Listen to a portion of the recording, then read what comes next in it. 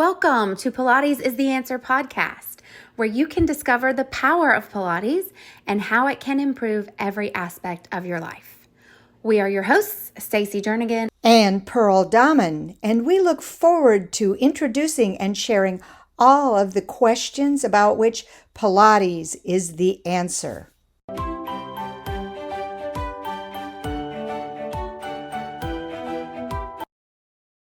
Welcome back, Pilates is the Answer podcast family. So Pearl and Sage and I, no, Sage the Pilates pup. Yes. We're together today, and in honor of National Pilates Month, yes, we thought we would do just a little fun podcast thinking about all the benefits of Pilates and maybe how it ties into also teaching and cueing. So we thought about doing just like a body scan, head to toe. Head to toe. And I got to be honest, I didn't do my homework. That's okay, because I did. I figured. We are alike in a lot of ways, but one of the ways we're not is Stacey is very spontaneous, and I like to think it through, plan it out, make an outline. Yeah. So that doesn't mean that I can't be spontaneous. It's just that I like to be prepared. Yes, exactly. So, it was funny because right before you got here, I was like, oh gosh, okay, I didn't do my homework. So I sat down, I started like making notes on my clipboard here with a colored pencil. I thought, you know what? I'm just going to make fun of myself about this and say our listeners that have gotten to know us by now know that I am definitely the least organized or the less organized of the two of us. So that's okay. Don't knock yourself. You're organized where you need to be. Okay. But I'm going to tell a tale on myself. Okay. So my dad was in the military, and military is very regimented, very organized. And so I just grew up that way. And I think it's my comfort zone. Yeah. Because when I have to go, and I can be spontaneous, and I can do what I like to call improv Pilates, where I have to change my routine because things are different.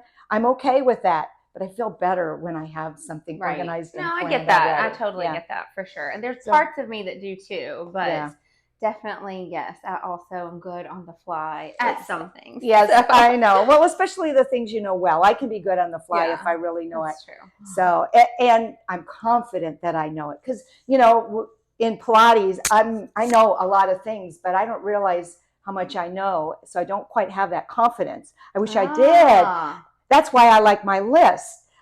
That's why I like to do certain routines over and over, because by the time I'm comfortable with them, then I'm confident and I can go off script, no problem. But I have to know the script first. And I get that. So, and side note to that, it makes me think about kind of that whole like imposter syndrome that a lot of instructors struggle with.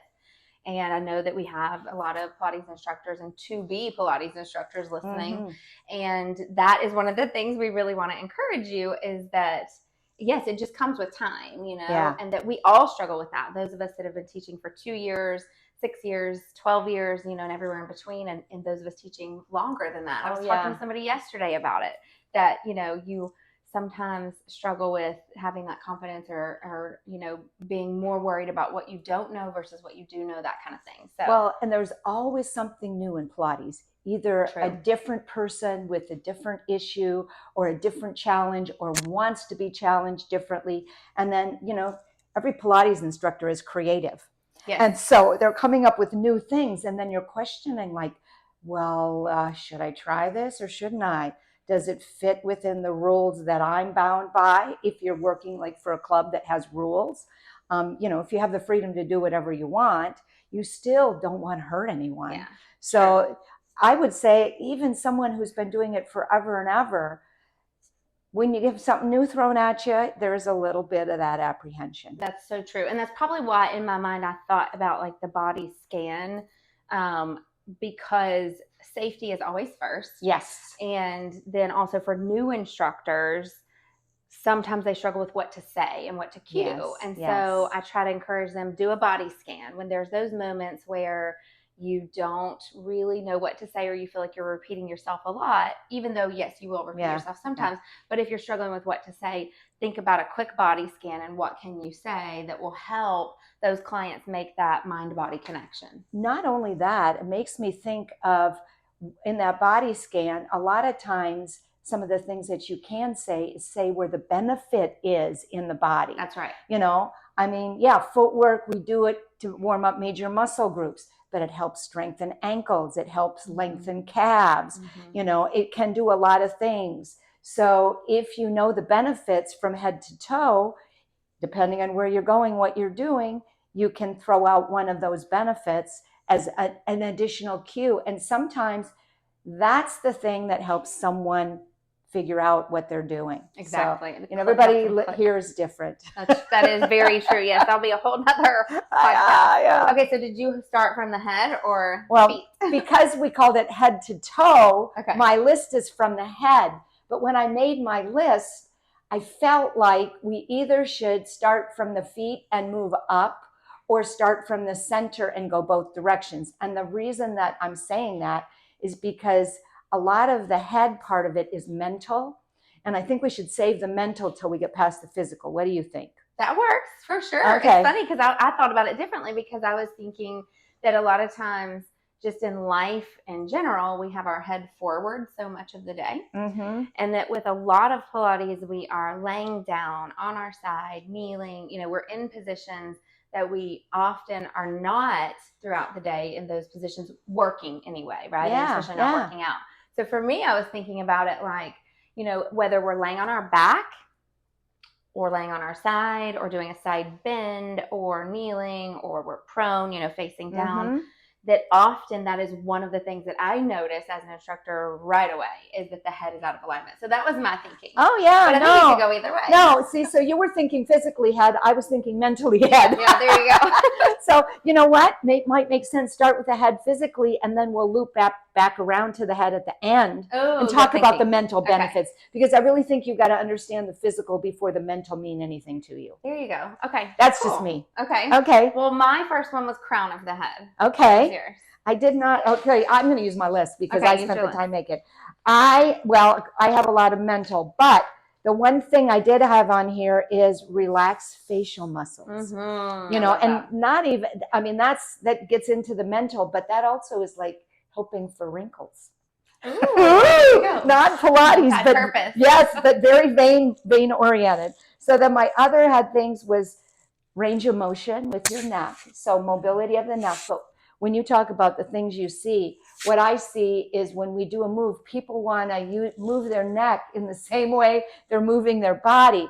And your neck should be long and an extension of your spine. And so if you do any kind of lateral movement, your head follows the spine. It doesn't lead the spine, okay? Yes. And so teaching your body to move properly and not overuse that cervical spine, because a lot of people, that's why they have neck aches, muscle aches in the neck and shoulders, is overusing or improper use of the spine. That's very true. Yeah. No, I agree for sure.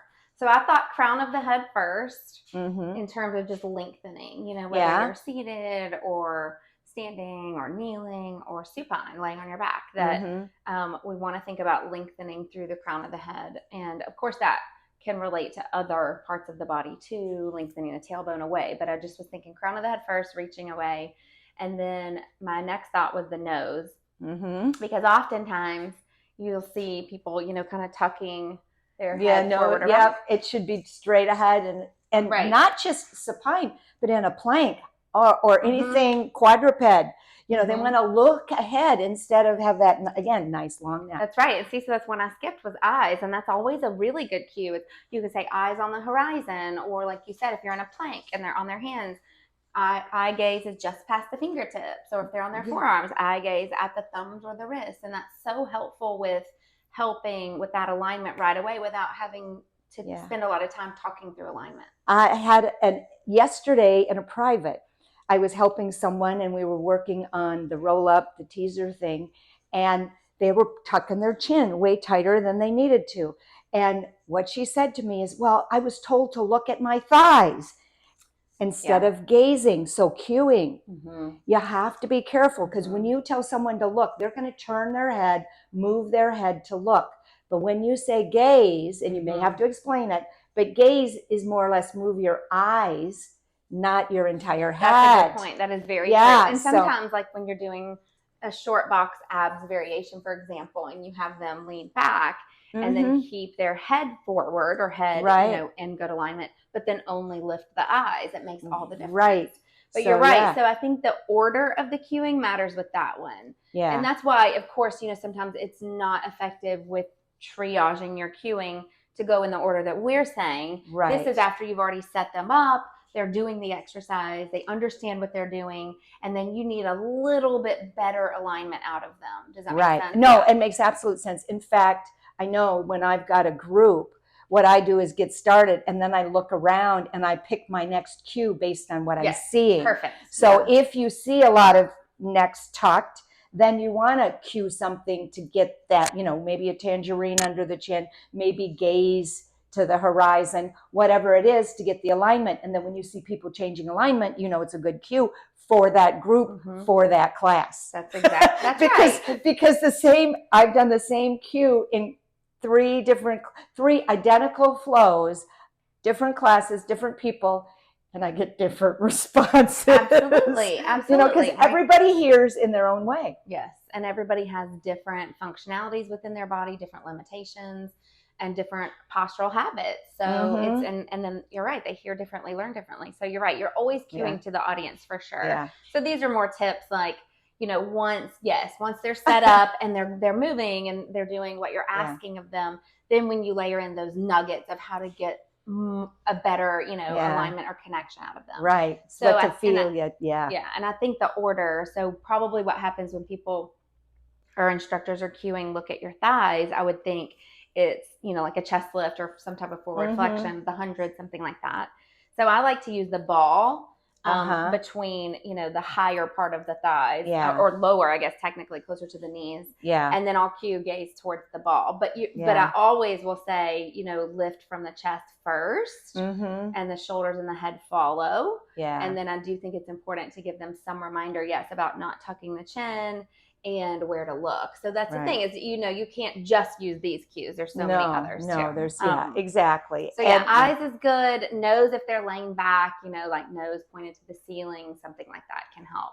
Or to the floor, or so they're not looking up in their plank or something. Exactly. Well, depending on where they are, what position they're in. So then for, I also cued or thought about the jaw, which kind of relates to using relax the facial muscles. Yeah. And the tongue. So you can sometimes try bringing your tongue to the roof of your mouth.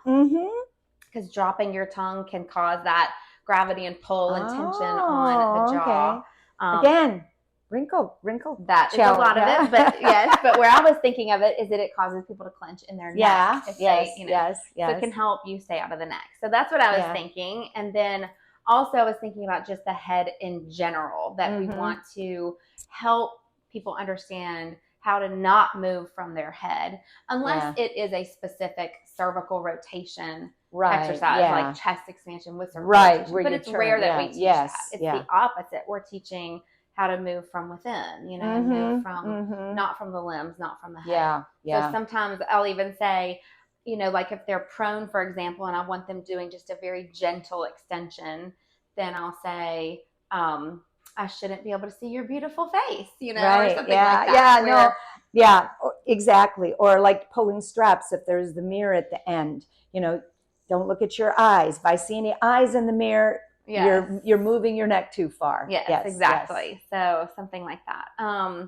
And then let's see, sometimes I'll talk about relaxing the mouth. And then I went straight to neck, which you already talked about, lengthening and not moving from the neck, and also making sure that the head is evenly spaced between the shoulders and the neck is lengthened in between. Yeah. So, and that applies whether they're laying down, kneeling, standing, and in particular doing any lateral flexion or side bending, because that's where you see a lot of moving from the head and lengthening the neck, to one side and shortening the other, as opposed to keeping the head evenly spaced between the shoulders and moving from the ribs and the thoracic. So I think that sometimes can be helpful. Yeah. When you said neck, I'm thinking, when you're talking about lengthening of the neck, I'm thinking about people with their headrests. And so many of them, I look and it's like, oh, that just seems so high. They're comfortable that way, even though their chin is down.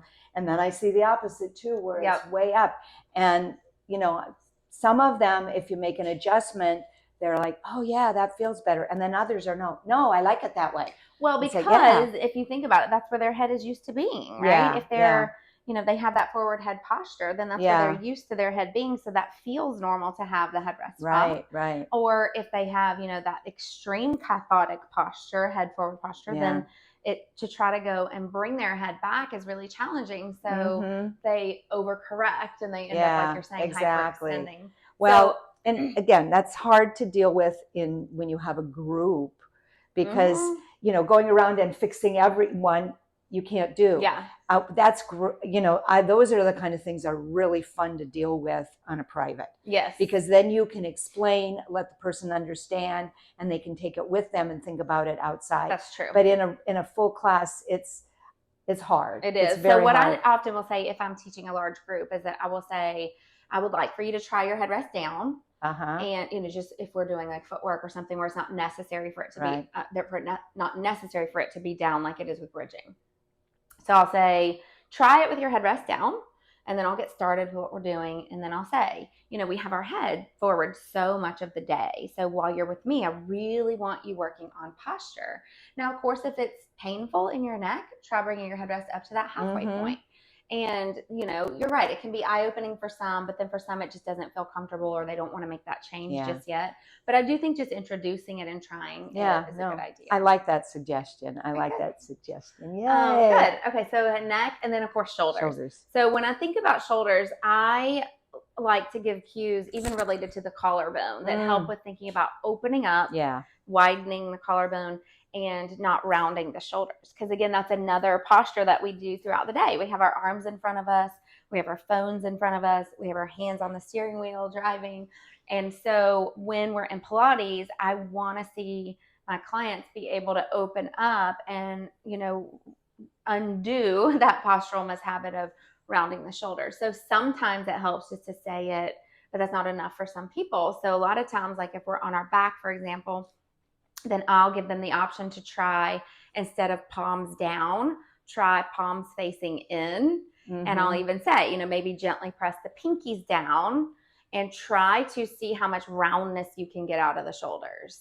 And that sometimes will help, with that correction. And what can happen, I speak to this personally, years of working at a desk, driving in a car, not realizing what I was doing. I actually, in my 30s, found a picture of myself with horrible rounded over posture. That was pre-cell phone. That was just from my work.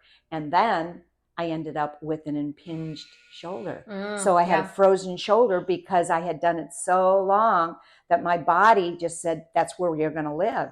And I struggled with it for a long time, and eventually I actually did rehab twice.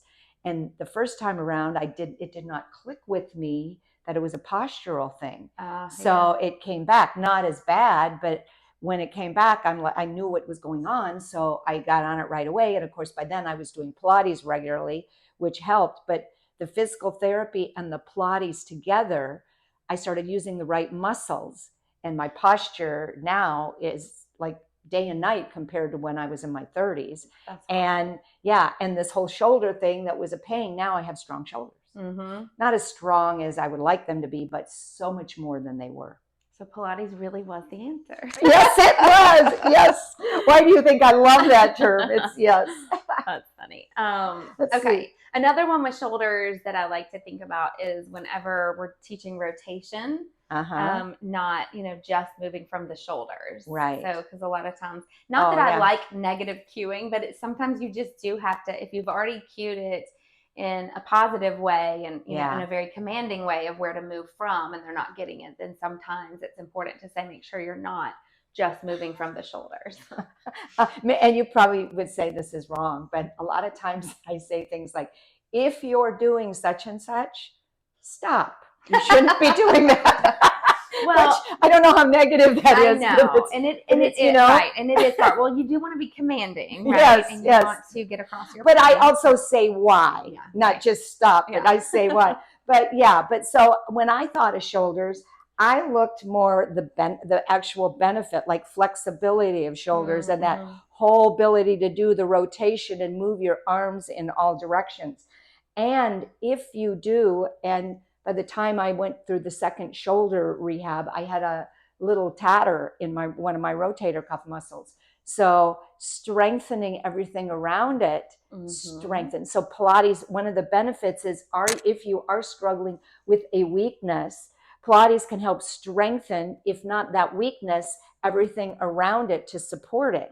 So, and a lot of people, one of the exercises that I like a lot and try to do, not at least, on a regular basis, is that internal external rotation of the shoulder, because I feel like in life, the rotator cuff gets abused. And we really don't focus on making it mobile or strong. So to me, that's an exercise that's really important to make people aware of. And then, explain that you can take a water bottle and do this at home. If you feel like you need to strengthen your rotator, then that's the exercise. And it's the exercise they do in physical therapy after you've had an issue with it. So it is. I struggle with teaching that one, and not in a private, but to a group, because you see so much of that, forward roundness of the shoulders. And then they're doing it in that alignment or misalignment, I should say. So I worry, because it seems like a lot of times, no matter how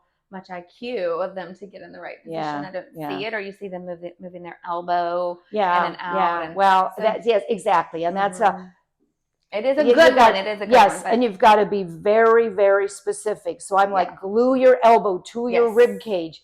If your elbow is pulling away, you probably have too much weight. We need to adjust, so, and then you have to watch like a hawk. Yes, for sure. And I was in somebody's class recently, and they taught it with the glider under the elbow, which I thought was really great. Then you have to keep your elbow exactly. in place. I like that idea. One. Yeah, and that would scare them that they were going to have to put it under their feet too. That's true, right? I did gliders this week, and everybody's like, you get it's a love them or hate them kind of a reaction. So true. But that would be fun, because then they would see the glider and they would go, oh no. And then they would like, oh, this is fun. That is true. That's funny. But I like the glider idea. It's a good one. So my next one, and I'll give a disclaimer for this one, because I'm from Alabama, so I don't always have the classiest of cues, is bra fat. Now, I don't always say that, but if the client knows me well, or if it's a group class I've been teaching for a while, and they know me well and they understand where I'm talking about. But it doesn't work for everyone, because I did have one of my students tell me recently that she was practice teaching with a friend, and she said, I stole your cue and my friend didn't like it. She said, are you saying I have bra fat? And it doesn't work for everyone. I can get away with it, but I say it in a funny way. But you don't have time to say serratus anterior, latissimus dorsi, middle trapezius. You don't have time to say all those shoulder stabilizer muscles. And those muscles are really important in protecting the shoulders and of course stabilizing the shoulders. And a lot of times we're not thinking about using those muscles when we're doing even something like supine arms, and then leading into something like planking or push-ups. It's going to be even more strain on the shoulder joint if those muscles aren't engaged. So you don't have time to say all those things. Plus, sometimes they don't know what they are. They don't know what they are. Sometimes if you say, underarms, that works. But I always get a laugh if I say, bra fat or whatever. So I think it's kind of funny. The cue that I like to use for that is, and I stole this from a yoga teacher, but I say, pretend I just tucked a pencil under your arm and you're going to squeeze so tight you can break it. See, okay, and so here's my problem with that. Okay, tell me, because I've done that. I'm in a class where somebody said that, and I'm like, oh, I'm straining in places that I shouldn't. Oh, okay, so that makes sense. But I know this is controversial, because I'm one of those too, even like with the shoulder blades. If I've been in someone's class and they say, pretend like you're going to crack the walnut between the shoulder blades. And I go into that extreme, like intense position. Then I bring my head forward. I tense up in my upper traps and my neck. We're taking it literally. But you know, the walnut cracking thing, I've heard that so many times too. I know. And the problem I have with that is that's not possible. Yeah, for sure.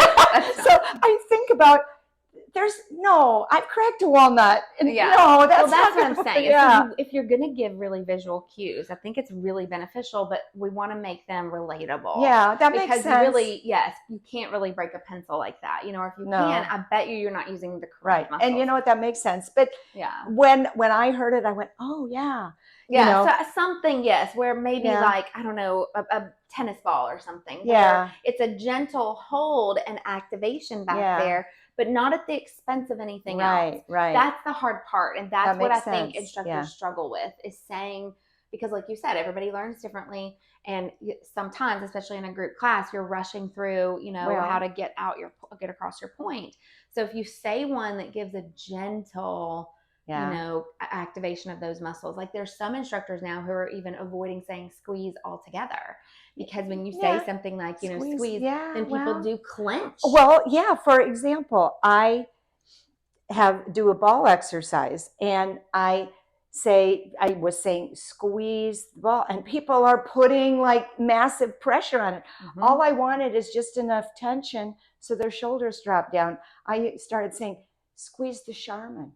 Because toilet paper is just a little it's not a squishy, it's not a like put your all your muscle into specific, it. Yes, about maybe try not to put push into the ball. Well, don't let me see the ball. It's just or there's been a time that I've actually said it's just there for you to do something with your hands.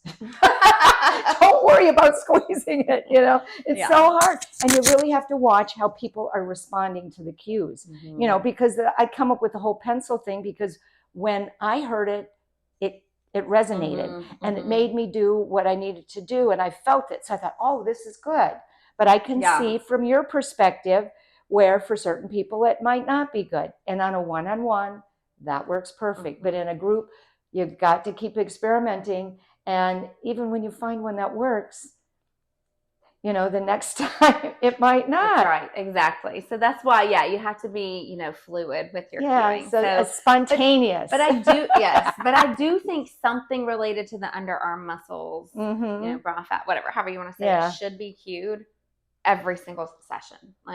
Because anytime even if we're just laying on our back, we should really be thinking about those muscles, because they really help with posture, and they really do protect the shoulders. And that way we don't overfunction the rotator cuffs, and we don't overfunction the upper traps and all of that. So those are important muscles, whether you're laying there. And oftentimes I'll say, we're not just laying here cozy, right? We are melting the shoulder blades down. Like we're active here. And that's why I like that, pressing the pinkies down, because it does help that little bit of activation. Same area that you're talking about if you were to squeeze the pencil. But then sometimes you have to go back up and reverse the body scan. Now make sure you didn't tense up in your neck or your shoulders. We need to hear that. So there's so many elements to it. And you just kind of have to watch too. Always watch. Stacey and I had an in-depth conversation on Pilates head to toe, talking about alignment, benefits, and helpful cues, so long that we decided it needed to be in 2 parts. This is the end of the first part. Please go on to the next episode to listen to the second part.